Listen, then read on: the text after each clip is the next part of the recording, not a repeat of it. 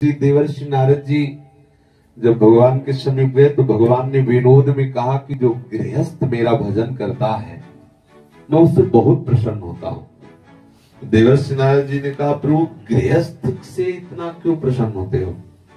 तो प्रभु ने कहा कि एक काम करोगे नारद जी, हमारे इस वैकुंठ की एक परिक्रमा लगा के आओ और एक कलश, वो एक कटोरा दिया और द्रवित घी से भर दिया। बोले एक बूंद छलकने न पाए।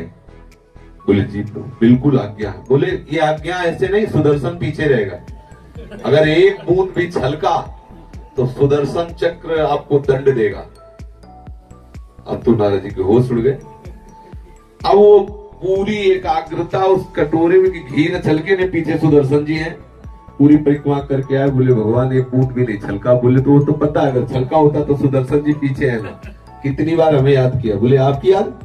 अरे वहां ये था कि अगर एक बूंद गिरा तो सुदर्शन जी गर्दन उड़ा देंगे, इसलिए आपकी याद तो ले आया। बोले गृहस्थी में 50 झंझटे हैं, बेटी का ब्याह, लड़के का ये खर्चा, वो खर्चा, ये काम, इतने बातों के बाद वो मेरा भजन करता है, इसलिए मैं उनसे बहुत प्यार करता हूं। तो हमारी एकाग्रता एक जगह पूर्णतया सब क्रियाएं करते हुए हो, वो उत्तम भक्ति की बात, तब वो जाकर उस कोटि का हो सकता है।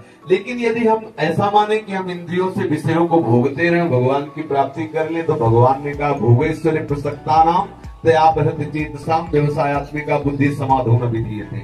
जिसका चित्त भोग और ईश्वर से अपरीत हो चुका है, वो परमात्मा प्राप्ति का निश्चय भी नहीं कर सकता। परमात्मा प्राप्ति तो बड़ी दूर की बात है। सुभगति में विचारी, इंद्रियों से व्यभिचार करने वाला कभी शुभ गति को प्राप्त नहीं हो सकता है। इसलिए भगवत प्रसाद रूप जीवन उपयोगी भोगों को स्वीकार करते हुए भजन करने वाला भगवत प्राप्ति कर लेता है। लेकिन केवल इंद्रियों का पोषण करते हुए भगवत प्राप्ति करना चाहे तो असंभव। समझ पा रहे हो ना? जैसे आप गृहस्थ धर्म में हो, एक पत्नी व्रत, संतानोत्पत्ति के लिए गृहस्थ धर्म को स्वीकार करके अतिथि सेवा करते हुए, गृहस्थी के व्यापार नौकरी आदि करते हुए, साधु सेवा करते हुए भगवत स्मरण को भगवत प्राप्ति हो जाएगी। अगर आप गृहस्थी में हो, इसके अपनी पत्नी है, फिर और व्यभिचार गति, फिर दुराचार, नाना प्रकार के पापाचार से धन, ये सब, तो दुर्गति पक्की है, निश्चित है, वो भजन कर ही नहीं सकता। पापवंत कर सहज स्वभाव, भजन मोर ते भाव न काऊ, जो पे दुष्ट हृदय सोई होई, मोरे सन्मुख आओ किसने। समझ रहे?